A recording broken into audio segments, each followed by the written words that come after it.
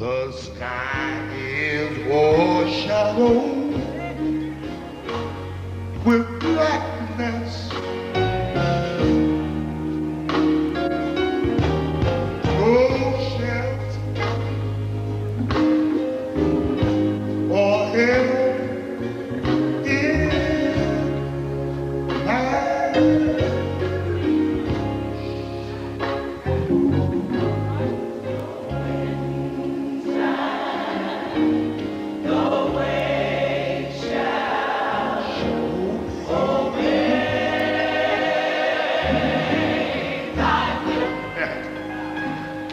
Gotta say, Jesus is be still. Whoa, peace, be still. Well, weather, the wrath of a storm.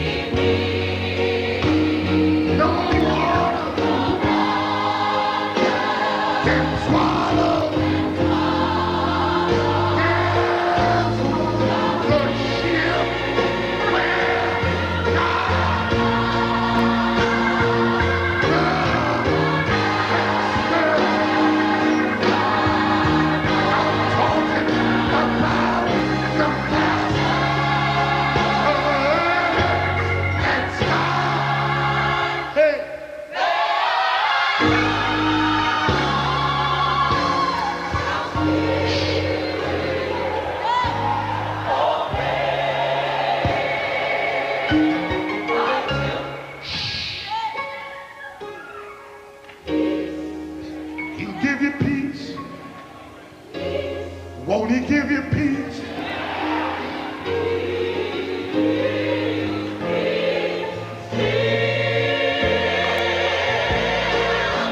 Lord will give you peace. I know he will. Yes, he will. Yes, yes. Listen to me. Late in the midnight hour, you can get out of your bed. You can get down on your knees. And you can talk to Jesus. Just like you please. Give you peace. Peace. Thank you, Lord. I might not have much, but you know what? I got peace. Peace.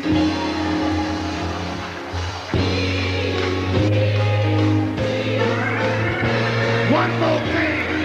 What kind of peace? Perfect peace. I got it. Perfect peace. Hallelujah. Peace.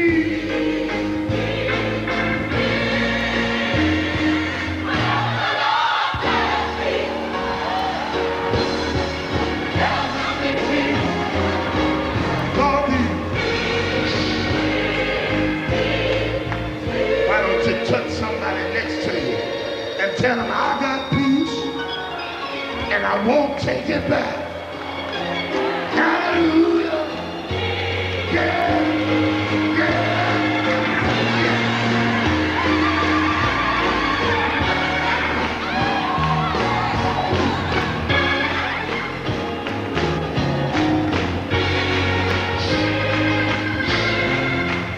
Listen, if you really love him, if you're not ashamed of the camera, if you don't mind the world knowing,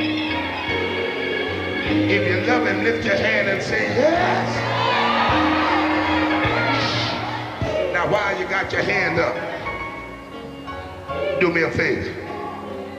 I want you to lift that hand again. Come on. And I want you to act like you're grabbing Satan by the throat. Now I want you to throw him to the ground. And in the name of Jesus, take your foot and stomp him and tell him, I got it.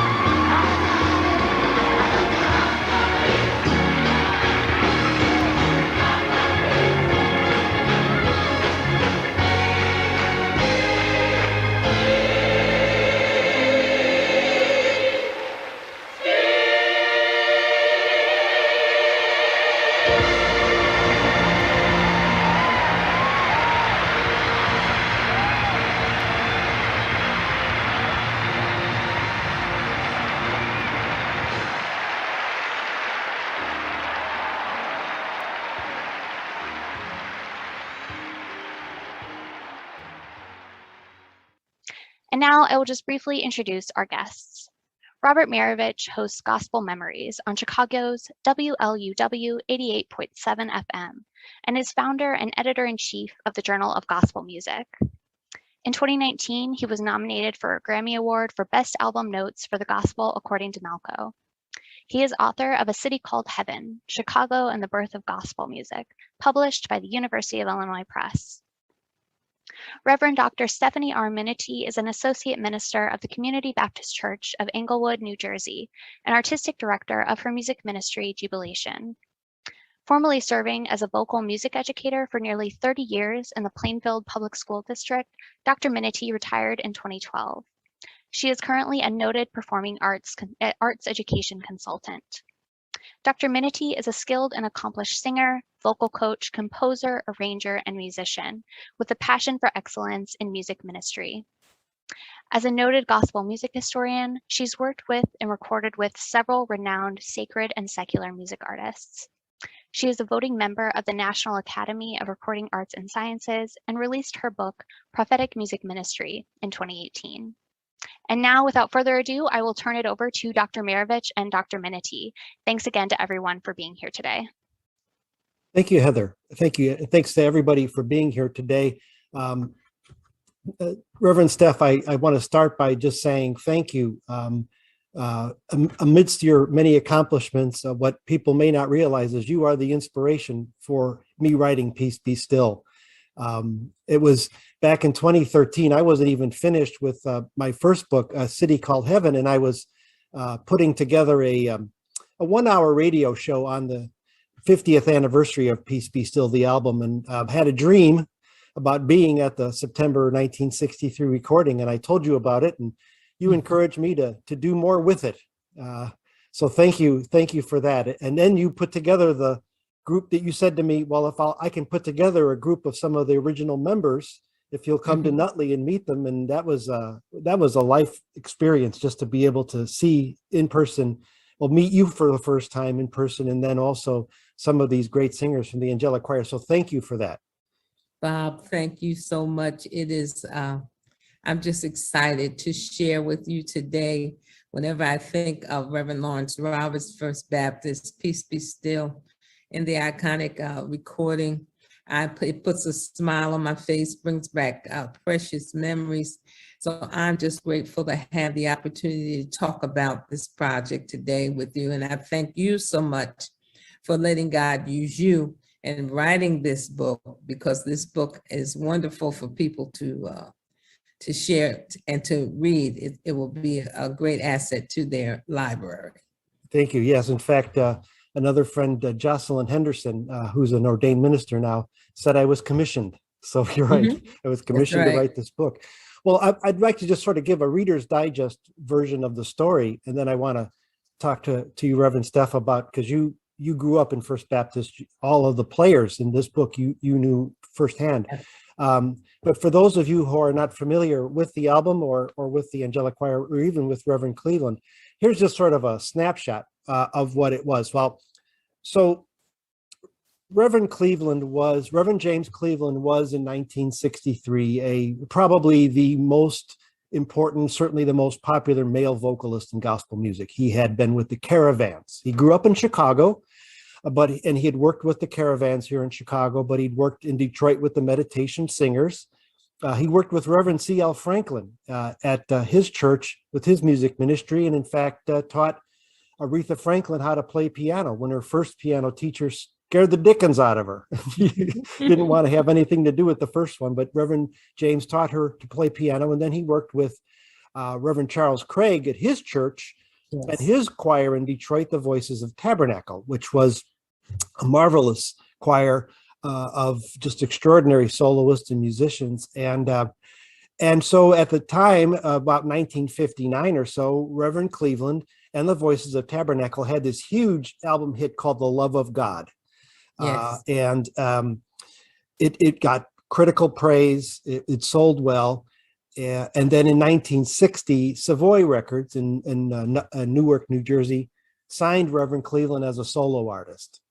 Sort of the pinnacle of his experience as a gospel artist was to get signed to a major gospel label, and he did.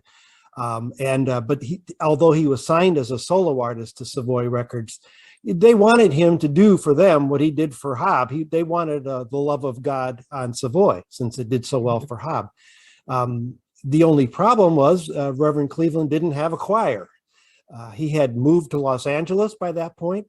He was working at the it was the Greater New Harvest Baptist Church in Los Angeles with Annette Mae Thomas. And so you couldn't fly an entire choir from Los Angeles to Newark to record. So he didn't have a choir, and he couldn't use the Voices of Tabernacle because they were signed to Hobb. Contractually, he couldn't do it. So Freddie Mendelson, who was working at Savoy, produced Peace Be Still, actually said, well, why don't you talk to Reverend Lawrence Roberts? He has a church choir. They recorded on Savoy. He made an album and some singles. And so ask him if you could use his choir. And so Reverend Cleveland called Reverend Roberts and asked if he could use his choir for an album to sing with. And Reverend Roberts said, sure, but I'd like you to do it differently.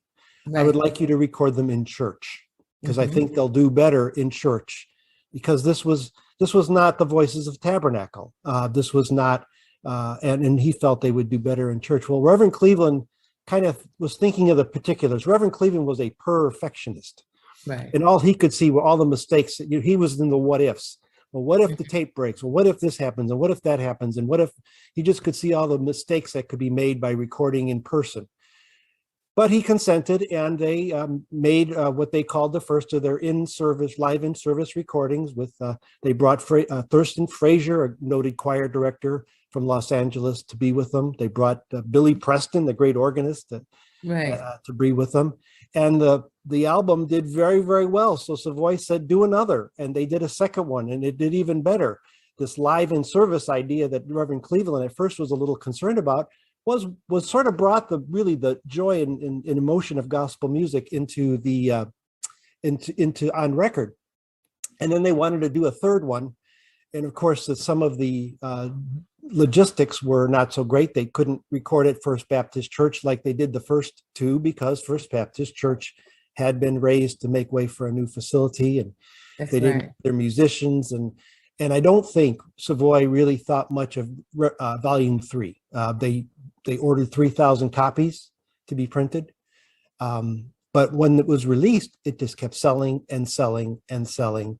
And at this point in time, depending on where you believe, and it's really hard to believe record sales numbers because they're always inaccurate, but anywhere from 450,000 to 800,000 copies of Peace Be Still were sold by like 1971, which, if you think about a record, a gospel record, if you sold 50,000 copies, you were happy, you were ecstatic. And here was this record made by a church choir in Nutley, New Jersey, and in a church that was unfamiliar to them, relatively unfamiliar, with musicians relatively unfamiliar. And that the title track, Peace Be Still, the album, sold and has become one of the most beloved songs and albums in gospel music history. So that's sort of in a nutshell. And then, of course, the book, we try to answer the question, but why? Why this album, among all the other albums that were recorded in the 1960s, why did this one sell so well and move so many people? And so the book kind of goes into that, but it's a joy to have you, Reverend Steph, because you live this. This is the soundtrack of your life. Talk a little, yes. Talk a little bit about, I know your mom, Pearl, was on the recording. Talk a little bit about her. My mother is a founding member, was a founding member of the Angelic Choir. She's gone on now. I think there's only 15, about 12 to 15 members of the Angelic Choir still around. But my mother sang with a group that Reverend Roberts had before he began pastoring. He had a group called the Voices of Faith. It was a community choir and they met weekly, and they would go to different venues to sing. And my mother my mother just fell in love with Reverend Roberts and his ministry. So she would follow him wherever he went. My mother and my Aunt Lillian was a member of the Voices of Faith, and my Uncle Donald was the member of the Voices of Faith. All of them are deceased now. So when Reverend Roberts started pastoring the First Baptist Church in Nutley, he needed a choir for Sunday morning because he was there by himself. He didn't have a choir. So he invited the Voices of Faith to come. And I think they sang maybe one Sunday out of the month at First Baptist Church. Well, needless to say, First Baptist became our home. My home church, our home church at the time was Mount Zion Baptist Church. And that church is historic as well because Sarah Vaughn was funeralized there. And my grandmother went to that church, but my mother fell in love with First Baptist Church of Nutley, and we moved our membership to First Baptist, and that's how we got there. So when Peace Be Still was recorded, well, when all those songs were recorded, I was a little girl that my mother just dragged around to all the rehearsals. But I intently listened to everything that was going on. In fact, when Peace Be Still was recorded, I was 6 years old. But I was in the building, so I feel like I was there, so it was an exciting time for a 6-year-old to be in the midst of all of this music and be in the midst of all of past Reverend James Cleveland and all that's going on, to see how things are working at 6 years old. I just marveled at having that opportunity. But yes, she started with Reverend Roberts and stayed with him until the Lord called her home. And you mentioned your Aunt Lillian. Didn't she just pass away? Aunt Lillian passed in 2000. In 2000, okay. She passed away in 2000, and she was more of a lead singer for the Angelic Choir than my mother. My mother was a strong background singer. Strong. But she didn't really do leads. And in fact, my mother had a scholarship to Shaw University when she graduated high school. But in those days, so many things were going on in the family. She had needed to stay home and take care of the family. So she didn't take the scholarship, but she was willing and she was capable. I mean, she was awesome. Yeah. And talk a little bit about Reverend Lawrence Roberts, because I know you, not only as a 6-year-old child, being in his presence, but you grew up and he was really, I know, a bit like a family member. Reverend Roberts was my musical mentor. He was my father in the ministry. He licensed me to preach in 1985. I spent a lot of time with Reverend Roberts, both personally and professionally. Everywhere you saw Reverend Roberts, you would see me. And, back in those days, nobody announced that they were a mentor. They just became a mentor. I just followed him and watched everything he did and saw how he took care of business. And I just marveled at him and some of the things that he taught over the years. To this day, I still remember, and a lot of the things have helped me in life's journey. His wisdom was impeccable, and he will live forever because of that. Yeah. And the members of the Angelic Choir, talk a little bit about, you mentioned your mother and Aunt Lily, and your Uncle Donald was a politician, right? Was he not? Uncle Donald became a councilman, the longest serving councilman in the city of Newark, and then assemblyman in his later years. But Uncle Donald he wasn't really a churchgoer. Once he got into politics, you didn't see him at church. He would come periodically, you know, but my mother and Aunt Lillian, they went all the time. They went all the time. Well, what was the angelic? I mean, I think of angelic choir as musicians, but that was kind of a community in of itself, wasn't it? Listen, the angelic choir were just regular folks, you know. I'm sure you had different occupations in the choir, but these people were not really professional singers. They were just people who loved the Lord and sang to his glory. And God always has a way of dealing with people. When you put him first, he will make a way for whatever you need to do. It's going to be done. And you're just surprised how he does things. Right. That's right. So that's what happened with the angelic choir.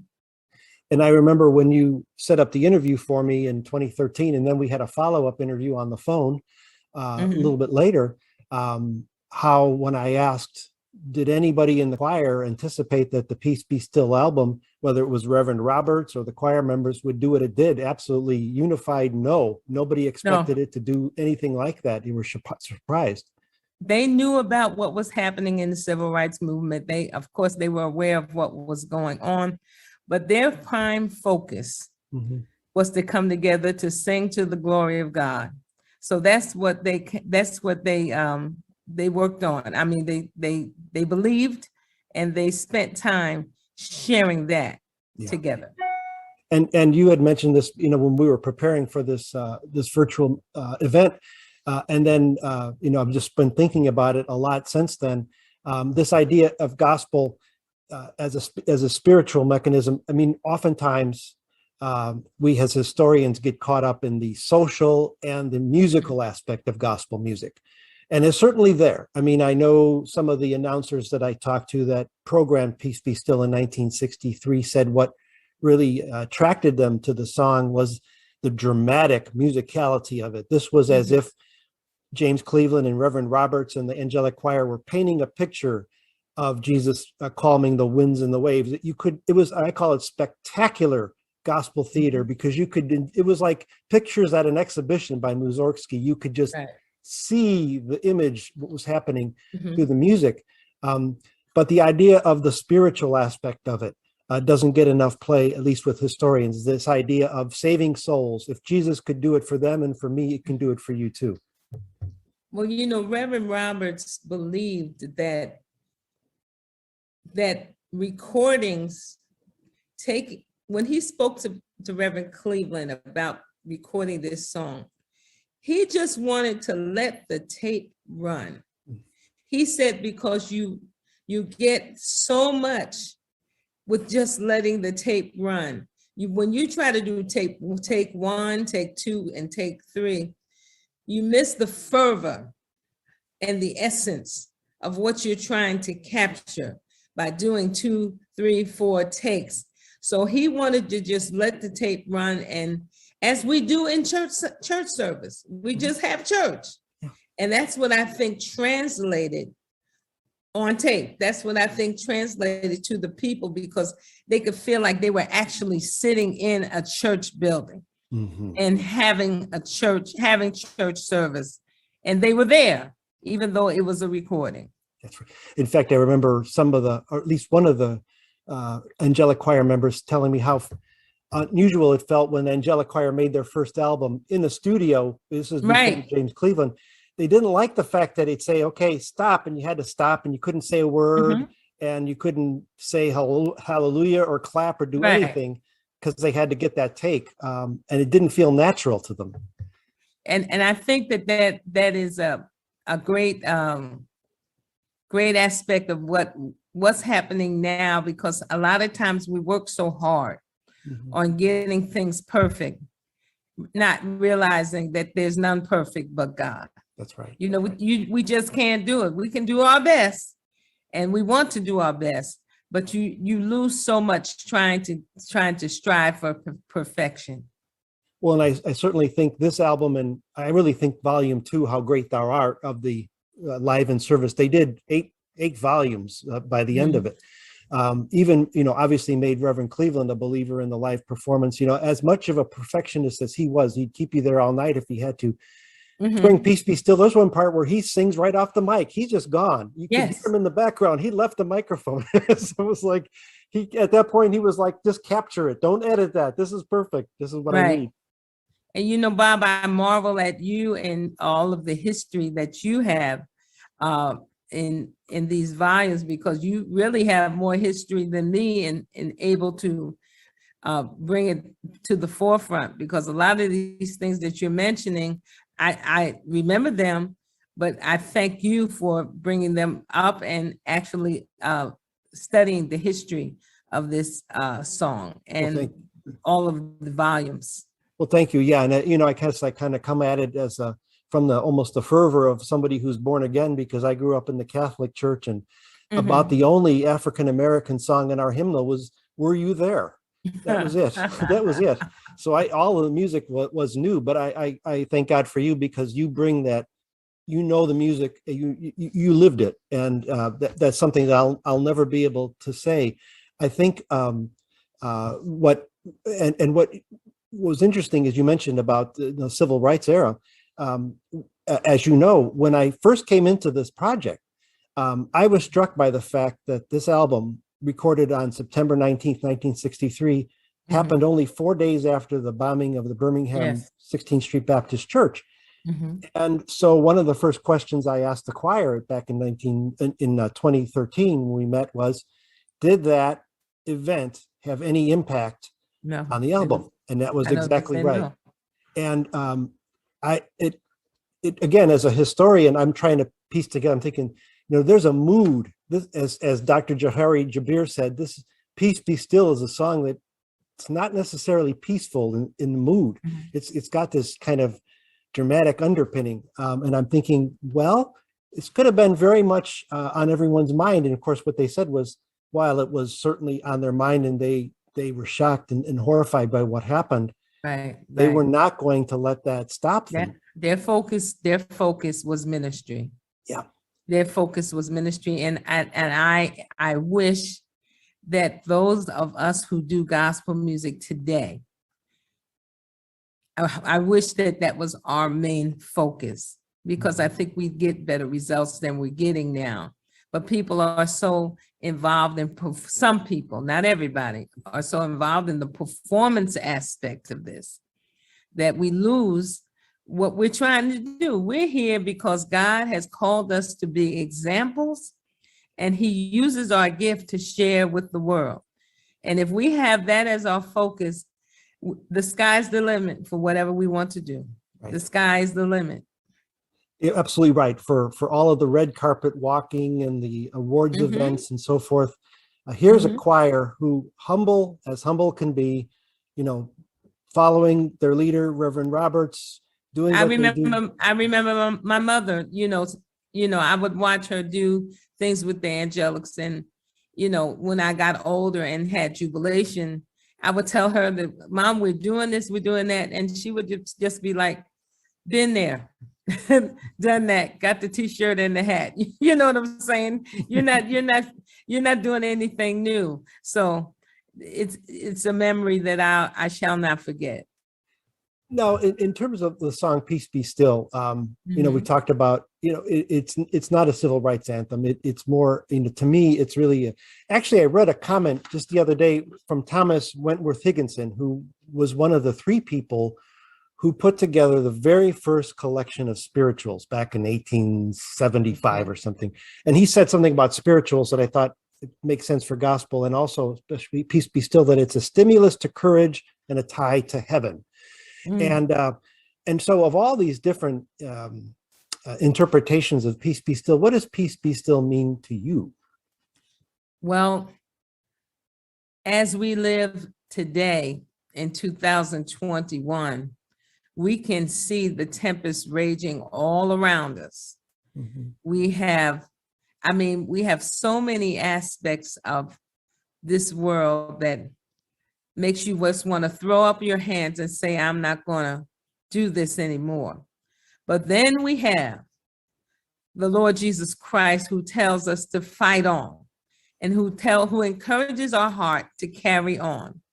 So I think to have the fact reaffirmed that he can speak to the winds and the waves, and they will obey. that song is the essence of this. Master, the tempest is raging, the billows are tossing high, but you can say, peace, be still. You can speak to them and things will change. Things will get better. It may not happen when I want it to happen, but it will happen because God has the ability to make it happen. And I think that's what the angelic choir, what brought them to do what they were doing, to record this song. Because like you said, the Birmingham bombings had happened 4 days before, and they knew that, but they still knew that God had the ability to bring us out all right. And he has that ability even today. And in the book, we even talk about some of the instances that I know your mother and Reverend Roberts had on the road where they encountered instances of prejudice and racism. Absolutely. As they tried to bring the gospel music to other parts of the country. Absolutely. Reverend Roberts told me a story one time. He had taken the choir to a studio in New York. They had been invited to come and sing Peace Be Still. So he brought the choir in and they set up and they began to sing Peace Be Still. And the producer ran out about 2-3 minutes into this song and he said, wait a minute. I need you guys to stop. So Reverend Roberts said, well, what's the matter?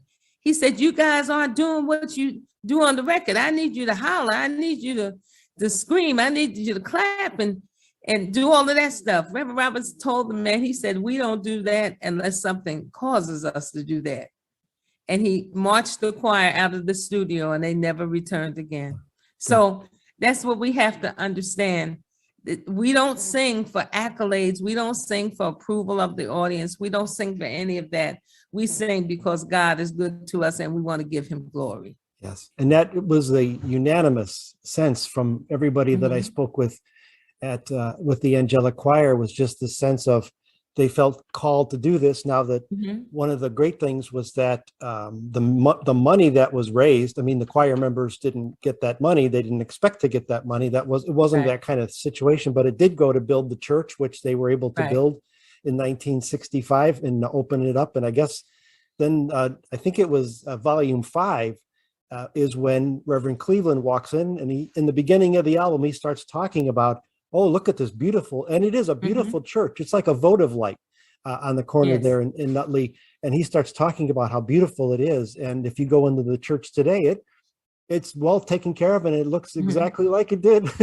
I was so struck when I pulled up. I was like having a fanboy moment when I pulled up in 2013, and I'm like, that's it. That's First Baptist Church in Nutley. I've seen the pictures. Here it is. And to walk in was like, and it was like walking into the place where Jesus was born. It was just like holy ground. I just like, wow, I'm not worthy.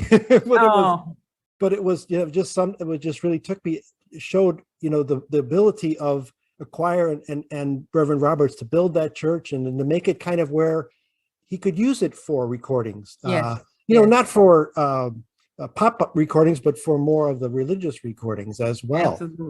Absolutely. And that church, I don't care, I belong to Community Baptist Church now, but that church will always be home because I spent so many years in that building, just fellowshipping and socializing with all the members, and all the members there are my family.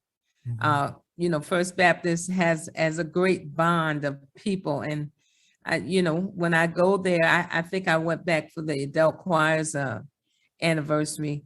I was just so happy to be in that building again. Were you there for when the angelic choir formally retired? Reverend Roberts formally retired the choir. Talk a little bit about that experience. Listen, no one wanted the choir to retire, and I understand why.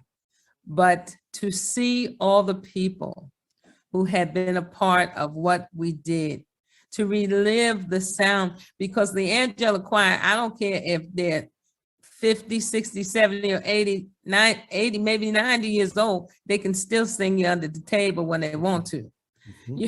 So absolutely. so you're standing in the presence of of people that's going to kill, they're going to kill the place no matter what they do. And they're not going to kill it because of their natural ability. They're going to kill it because God has ordained them to do so.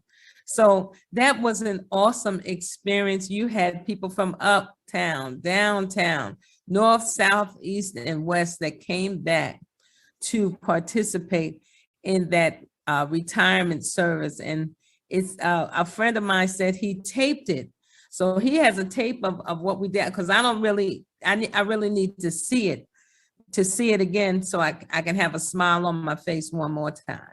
Right, because as you mentioned, there are just a handful of original members left. That's correct. And here's a group that many may not know earned at least 2 Grammy nominations. Right. One for I Stood on the Banks of Jordan, which was the follow-up to Peace Be Still. Mm-hmm. And then for, I believe, I'm going to blank on it right now, but I know you know. Blood of Heaven maybe is one of the later ones in the series, close to the end. And because of, and just to, moving it forward, the success of that series, of which Peace Be Still is only volume 3. They had volume 8, and they even did a Christmas album together. Mm-hmm. Then Reverend Roberts went on to do other things and focus more on the church and so forth. Right. And well, the angelic choir still sang, but they weren't doing the live in service. Savoy did a James Cleveland Presents series kind of off that to say, listen, we need to keep this going. It ultimately led to James Cleveland and the Charles Fold Singers. And suddenly there was another Grammy. Actually, they did win for Lord, Let Me Be an Instrument. So that Grammy win for the Charles Fold Singers in the late 70s really kind of started with James Cleveland and the angelic choir. People don't understand that Peace Be Still was a springboard for other gospel artists and songs. The first, like you said, in church live recording was Peace Be Still. Mm-hmm. So people wanted to pattern after that. And I think it never really gets the credit for being the originator. That's where it came from. So, we've always got to look at the beginning when we talk about any subject. That's we've got to find out where it originated from. So Peace Be Still is the brainchild in the beginning.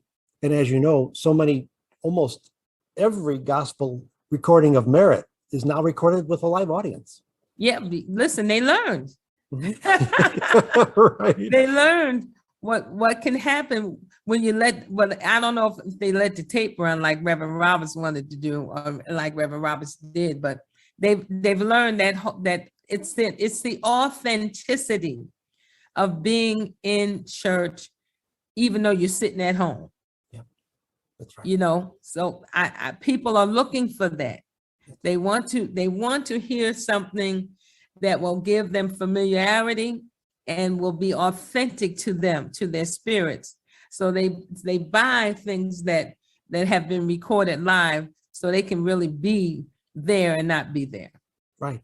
And for those who are familiar with gospel music, you'll hear a choir, and at some very kind of the end point, you'll see the choir director point to one of the sopranos, and there'll be a big note, and then they'll conclude. Mm-hmm. And that was Bernadine Hankerson. That's right, Bernadine. That's right. But Reverend Roberts had the sopranos of life. Those women would hit notes. The art of hitting those notes in the songs has left us as well. But those women would chirp, as we say. They would chirp out a note at a specific point, which made them unique to anything else. That's right. That's right. Mm-hmm. And I wanted to bring it too, because you are a living legacy of the angelic choir. It was a Little Angels choir, right? You worked with the Little Angels? I worked with the adult choir. The adult choir, that's right. Right. And then you translated that into Jubilation. Talk about your group Jubilation. Well, what happened with Jubilation, I was just blessed, and I thank Reverend Roberts for the training that he allowed me to learn while working with the adult choir, because Jubilation became the house choir of the New Jersey Performing Arts Center. And they're a community choir, and they're a little different from the Angelics, but that they are an auditioned choir. But still, the personalities and the different people are the same. We've got people from uptown, downtown, cross town, and around town in jubilation. And this June, we will retire the name of Reverend Stefan Jubilation because we've been together for 24 seasons. We've been all over the world sharing the gospel, and we won a Grammy with Queen Latifah. You know, we've done a whole bunch of stuff. So it's time for me to sit down and let these young people continue to keep the ball rolling. But we're going to retire in on June 18th. Oh, well, congratulations on a well-deserved. I'm sure people will be saying about jubilation what they were saying about the angelic choir. Don't retire. Don't retire. Listen, I don't know what God has in store for us, and I will still follow his lead. If he opens doors for us to do things, I will still do them. But the weeks of rehearsals and going from venues and to venue and all that stuff, I need to just not do that anymore. But I will still do ministry. Yeah, right. Exactly. You're once a minister, you're always going to be a minister. Right. And that reminds me, Reverend Steph, you know, you talk about you never know what's going to happen later.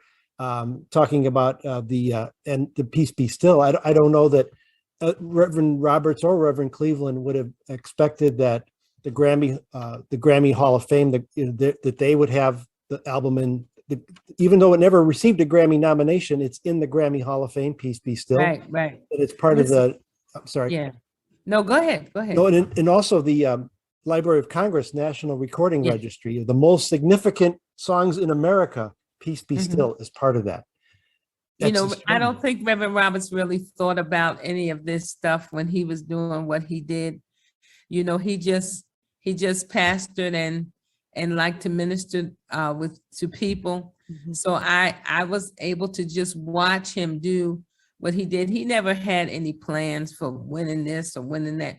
So I'm sure if he was alive today, he would be excited about what's happening with the song, and people are talking about the song. I find it's a privilege for me, Bob, to talk about Reverend Lawrence Roberts, because I really think that he has not gotten the accolades that he deserves after all the years that he has put in. I mean, as a Savoy executive, Reverend Roberts is responsible for a lot of the groups, the older groups who became anybody. He signed to Savoy Records. So I'm going to do my best while God gives me breath to make sure people know the name Reverend Lawrence Roberts and they know all the things that he's done for this genre. Right, because one of the things we go into in the book a little bit, because we really were, this is really a biography of the album. But Reverend Roberts really took pop music and injected it into gospel. I always felt Reverend Roberts kind of had a great sense of humor, and he used that to inject. So he did, when he did It's the Holy Ghost, that's really hit the road. Yeah. It's the same song. And then there was a song he did that was supposed to be on this album, but was not, was based on Marvin Gaye's Pride and Joy. Yes, I've heard them do that song.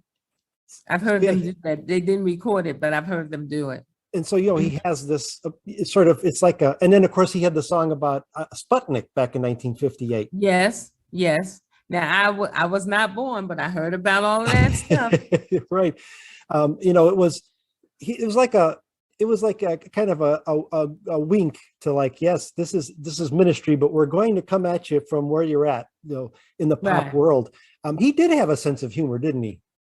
He was, listen, if you could keep a straight face around Reverend Roberts, you were good, because there were so many things that he did that were just comical. Yeah. And sometimes he made you laugh when he wasn't even trying to make you laugh. So yes, I think that's an understatement, sense of humor. Right. It's an understatement to say he had a sense of humor. So I remember he had mentioned how even he took, you know, the church, it was almost built and then there was a fire. Yes. And he was saying to one of the members how he said, well, I was just was telling myself how great I am for building this church, and then there was the fire. So it was sort of like God saying to me, God told him, yes, yeah. right. He said, He also said, he's buried in a mausoleum. So it's up a ways. It's not underground. And he said he wanted to be buried up high because if anybody wanted to spit on his grave, they'd have to spit up and not spit down. So, that was one of the things that he said that I can tell you that he said that was funny. Yeah. How do you think he'd want to be remembered today, Reverend Roberts? Well, I think he want to be remembered by people saying that he did the best he could for people, and he worked hard to try to make people's lives better. I think that would be the way he would want to be remembered. Of course, he was a good father, good husband, good man all around, good family member, good pastor, good teacher, good preacher, all that stuff. He was excellent, but I think he would want to be remembered as somebody who touched somebody's life. Yeah. And I know he after the series of live in service albums, he worked with Reverend Cleveland on the Gospel Music Workshop of America. So I think he was the president for a year. So this teaching of the next generation that you're talking about, even with Jubilation, passing it on to the next generation, he seemed to appreciate the legacy of, the next generation taking it to another step. We have a song that Reverend Roberts recorded with us with Jubilation. I'm going to send it to you, Bob, because I don't think I ever sent that to you. Oh, I haven't heard it. Somebody Saved Me, and he's doing a narration before we start singing. And it is a song that touches the heart of man. It is just a tremendous piece. And I'm going to make sure you get a copy because I don't think I sent that one to you. Well, thank you. And it was a treat to see him when Malico did the Living Legends event a few years ago when he was still alive, and he sang "Peace Be Still" to the really Thomas Whitfield. Then took the arrangement and kind of made it his own, and then Vanessa Bell. Yeah, and that sort of is now the predominant arrangement of the song. But he was singing that version, and he led it and he narrated it, and you just sort of felt that commonality, that community, all right back happening again as if it were 1963. Well, Lawrence Roberts has always been a great orator, and anytime you hear him speak, it's him. Yes. I hear a bunch of people talking from time to time, but he is distinctive. It's Lawrence Roberts. I call him Uncle Lawrence. So, I try to emulate and keep his legacy alive by doing some narrations every now and then, but I'll never be the person Reverend Lawrence Roberts was. So we'll just try to do our best and honor him that way. And that was, he and I got to know each other briefly in the early 2000s via email. I interviewed him on my radio show, and I so regret, hindsight is always 20/20, of course, but I so regret we didn't have more chance to speak than we did. We would always trade emails back and forth. When another member of the gospel community went on home, he would send me a message and say, "Oh, the band is getting smaller and smaller down here." That's right. And then one day it was one less when he had left. And you're still in touch with Aunt Bootsy, right? His widow. Speak to Aunt Bootsy at least twice a week. Yeah. We talk all the time. But I'm looking, somebody wrote in this chat, they want us to talk about the connection of Peace Be Still to the civil rights movement. And do you see that? I do, yes. So let me just address this now. I don't know how to answer that question because, as I was saying, the angelic choir didn't really have the civil rights movement on their mind, in the forefront of their mind. Of course, they were knowledgeable of the civil rights movement, and they knew what was happening because Martin Luther King had just given the I Have a Dream speech in that August, correct? And then in 4 days before Peace Be Still, the Birmingham bombings took place. Then you have the Civil Rights Act, or I think the Civil Rights Act of 65 and something happened also in 64. Mhm, So mhm.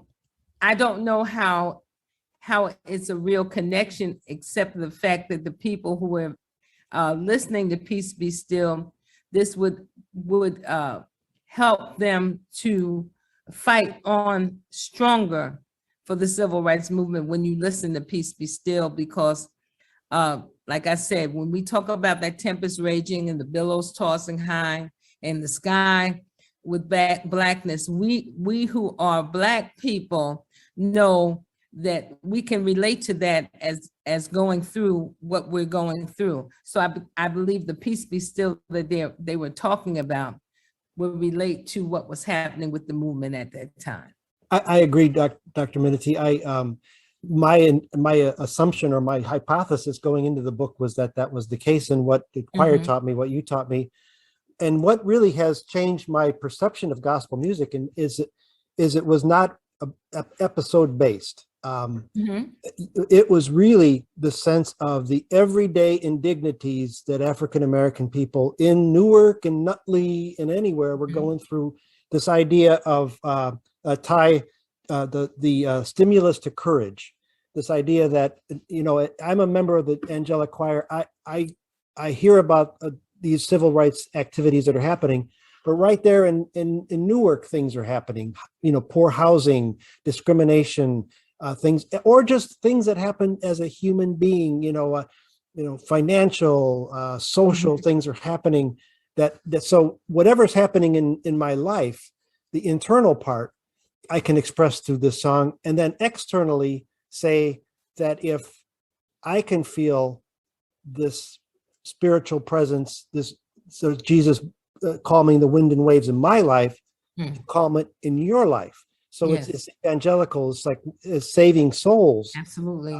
And that was really more on their mind, as sort of evangelists for Christ.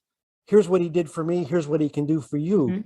In that song. And so I think, yeah, we have probably placed an improper emphasis or weight on Peace Be Still in terms of civil rights movement. Nobody was singing the song on the marching. Right. No, but absolutely not. No. And it's not to say that somebody didn't, a listener didn't take it that way. Certainly then President Kennedy was assassinated in November. Somebody may have listened to that song and maybe brought him some comfort from that as well. But it was not meant, I think, for a movement, a melody. Yeah. No, I think it's for then and also for now, because we all need peace to be still. Right. We all need it. So whether it's 1963 or 2021, what we see around us, we need peace to be still. That's right. Yes. That's right. And that reminds me, you mentioned the New Jersey Performing Arts Center. I believe it was there when Reverend Cleveland was with the New Jersey Mass Choir and he sang Peace Be Still. Yeah. With the Thomas Whitfield version, but started talking about, talking to Dr. King, you know, so Dr. King, I know you're not here with us, but we're doing better. You know, things are getting better. Of course, this was 1984.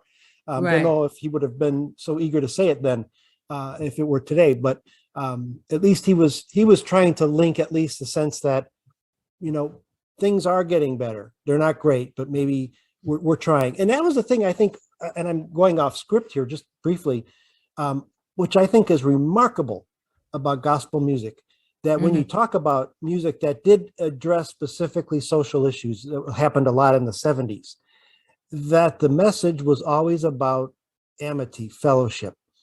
Can we all get along? Can we love each other? It wasn't a negative or anything. It was just saying, why can't we all get better? Why can't we all be friends? And that is a remarkable thing about gospel music, that it's never, ever had a sense of discouragement, or it never stopped at the discouragement. Well, gospel means good news. There you go. You know, we have to be eternal optimists about what is going on, even though we face adversity, even though we see things not looking the way that we would want them to look. We've got to always believe that things will get better. And I think that's what this whole gospel ministry is all about, sharing with people. Yeah, I know times are rough. Yeah, I know you're going through. Yeah, I know you're sick. I know that there are problems, but it's not going to always be that way. We've got to be optimists. We've got to do it as people of God and people of faith. You know, that reminds me, Mahalia Jackson once tried to give the description between the blues and gospel. She said, if you sing the blues, at the end of the blues, you're probably still a little blue. She said, but after singing gospel, you feel better. You feel like maybe a little bit calmer. We have a question here about, I'm curious about the angelic choirs not being distracted from their mission by the civil rights movement. Do you believe that a focus on the mission of gospel versus a preference for the performance aspects of gospel is a generational thing, or was the focus on the mission of God not generational and maybe something else? In terms of the angelic choirs time period, what do you think? I know back in the 60s, even I left First Baptist and Reverend Roberts retired 2000. I can't even remember the exact years, but it was never about performance for him. His slogan was, gospel music should never be used to entertain, but to enlighten. It is good news for bad times. So that slogan has always stuck in my head, even though I've been in the midst of performances, you know, and I've been so many places and seen so many things. I always have to remember that when I stand and proclaim this gospel, that it should never be used to entertain, but to enlighten. So that's how I would answer that question. I totally agree. And I see we have another question, you know, who taught the vocal parts? Did most of the choir members have a natural talent to harmonize? Reverend Lawrence Roberts taught the vocal parts. Yep. And they would go from section to section, right? They would Yes, that's correct. Yeah. Sopranos, altos, tenors. Yep. And they generally, what the choir told me, and you remember as well, is they would practice, you know, they would rehearse regularly, and oftentimes said that the rehearsals were better than the recordings. But it was, for a recording, it was about a week beforehand. They would kind of go real hard at it. Absolutely. I think they come together every night. If the session was on a Saturday or a Sunday, they come together every night that week and just hammer out what needed to be hammered out. And listen, Reverend Roberts, he was a tyrant, you know, but you got it done. You know, he was a tyrant though, but you got it done, and you understood what needed to be done to make the recording successful. And really, particularly for that one, because here you have the choir singing with an organist they hadn't worked with before, a pianist they hadn't worked with. They'd worked with the drummer before, but you know, big deal, right? I mean, these pretty important people to be, you know, you have to adapt. So to be able to, you needed a couple of tyrants there to help get everything together, so nothing fell down. Right, and they would bring whoever was playing on the session in during that week of rehearsals. So they'd have some time with that person or those persons. Ask, how were the songs chosen for the service or recording? You know, that was between Reverend Roberts and James Cleveland. You know, they decided what songs were going to be recorded, and they had in mind what they wanted to do, and that's what they did. Yeah, and in fact, I won't steal any thunder from the book, but we go into who arranged "Peace Be Still." Well, we're not going to talk about that, right? Exactly, but you can read it. It's in the book. It's in the book. That's right. It's in the book. But and also I had a talk with God. Had been recorded by Cleveland the Angelic and the Cleveland Singers, but it hadn't been released yet. Right. So and that's another part of the book, which is interesting, is the whole point of there's a young woman singing on that record. And it has, one of the things that struck me, and one of the reasons it was important to write this book, was there were so many people who were supposed to be on this recording and said they were on it. And that's correct. So it was trying to say, okay, these were, to the best of our understanding, based on those who were there, who were the musicians, who were the singers, right? Who were, you know, all of this, so that we understand, and these folks got their proper deserve, because everybody in the world has been suggested as who was the young woman who sang on "I Had a Talk with God." Right. Well, you know, Bob, it really always ends up being what God wants it to be. Mm-hmm. And you can make plans to use this person or that person. And if that's not who God has planned, they won't be the person. So I really believe that whoever was on that project or those projects was supposed to be on those projects, and who was not was not. That's right. And to your point on the question, yeah, it was basically it was always you know, a combination of Reverend Roberts, Reverend Cleveland, you know, picking the songs. Rehearsal was serious. I said, I remember going rehearsal with my sister Edie. Rehearsal was serious, but it always turned out exactly how it should be. That is so true.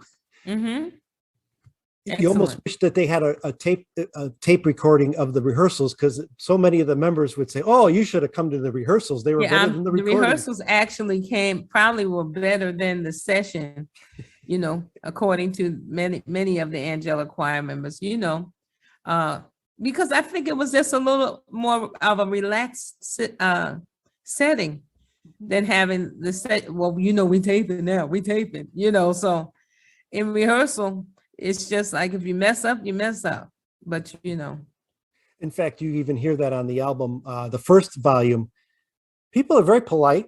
They clap, but by volume 2, it's church.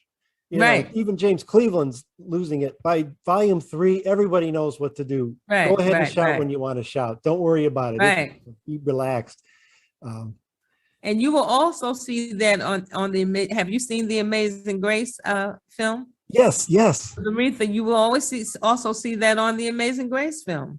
Yeah. That was in church recording. Yeah. But those people were having church. That's right. And, you know, until that album, and really until, you know, like Edwin Hawkins and all of that, Peace Be Still was the big gospel album. And still, if you think about the fact that it sold predominantly to an African-American church community, right, whereas Aretha Franklin's album sold to, you know, fans of all colors, races, you know, soul lovers, rock lovers. It probably really, in terms of its market niche, really did better. But yeah, I mean, the influence of Reverend Cleveland being back with a new choir, his own choir. I mean, it all has its history back in what he and Reverend Roberts did. Well, I think Reverend Cleveland had also had experienced it already with the angelic choir, so he kind of knew what it was going to be like, and he wanted to do it with his choir and Aretha. That's right. And when you see him setting up in that film, it struck me those were the same things that people like Robert Logan, who was a musician with the angelic choir, would tell me how they would set up for angelic choir recordings, with the big blanket over the piano, and how you set up the microphones. You and all say that Robert Logan. See, I know him as Doobie. Oh, Doobie. Okay. People from the church know, you know, Reverend Roberts had nicknames for people. So I know him as Doobie. But he was awesome. And the one thing that I want to talk about too is, you know, Reverend Roberts had the same musicians throughout his tenure. You would see the same people with him all the time. Today, you don't know who's playing for who. You just don't know. That's right. And I think that we lost something there as well, because consistency means something. You know, loyalty means something. Right. He had a sound. But, you know, as time went on, there was a development. You knew, if you listened to the angelic choir, you knew what to expect. And choir directors would listen to these albums and want to play it and learn these songs. And so if it kept changing so we didn't recognize it, I don't think you would have had that same kind of fan base and you know, group of people following you. In fact, one of the gentlemen from the CNC Music Factory was one of his musicians. David Cole. Yep. Reverend Roberts called him Red because he had red hair. That's right. So that was his nickname. You know, like I said, Reverend Roberts had nickname. I'm not going to tell you what my nickname was. I know you've told me you're never going to. I know somebody's going to put it in the chat. But my nickname, you know, I won't let anybody call me that today. Only Reverend Roberts can call me that. But he had a nickname for me. You know, and I know as we're winding down, you know, we talk about Aretha Franklin and, you know, these connections to popular culture, you know, CNC Music Factory and so forth. I mean, Reverend Roberts worked with Sissy Houston and Whitney Houston. You know, this was the family, the Drinkard family, the Houston family. He was very close to. He was a member of the Drinkard Singers. Yep. He was a member of the Drinkard Singers, and Dion, to this day, we're good friends with Dionne Warwick. And Sissy is the elder. I haven't talked to her in a while, but I have much respect for her. I had the privilege of going to Whitney's funeral. So, we're all family, Bob. We're all family. And what this says is, the Newark gospel community, the greater Newark gospel community, doesn't get as much justice as it really deserves. You talk about Chicago, New York, Philadelphia, Los Angeles, but yet in Newark, you had the Angelic Choir, you had Reverend Roberts, you had Reverend Stephen Jubilation, you had the New Jersey Mass Choir, you had the Drinkard family, you had Whitney Banks Houston Brothers. Yep, Banks Brothers. It's amazing. Yeah, right. So, I'm sure there are many more I could name, but I can't name them off the top of my head. But he was good friends with Charles and Jeff Banks. Yes. Yeah. And then I know then there was Robert Banks that somehow related. Yes. He is I don't think he's related to the Banks brothers, but he was a fantastic musician, Robert Banks. Awesome. So, if the book also just pay some homage to the Newark community, the greater Newark community of gospel artists, that book still has yet to be written because you talk about the Banks brothers and you have the Greater Harvest, and that's just a whole story. I mean, the Abyssinian Baptist Church, Revival Temple.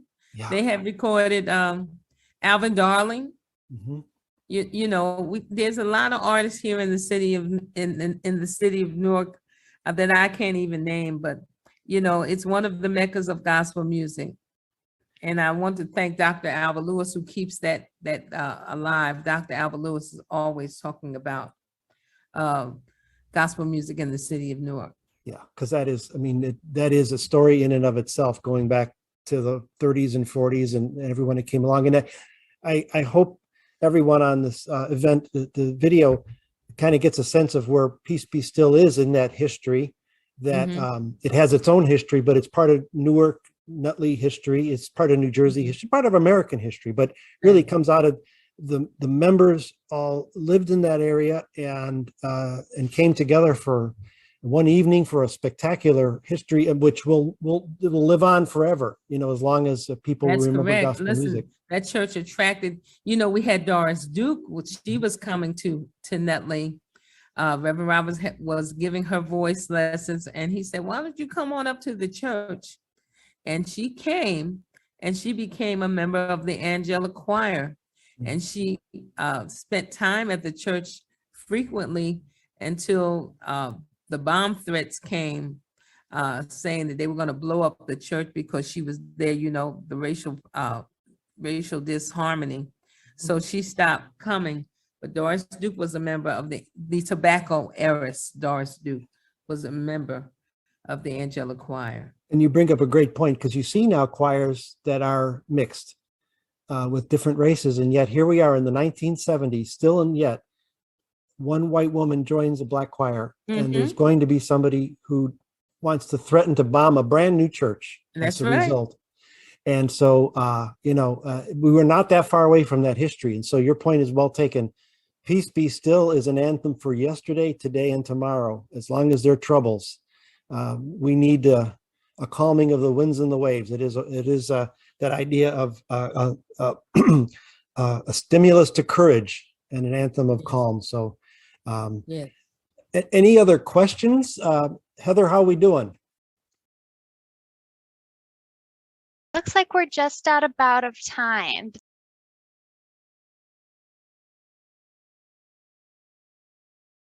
Time to go.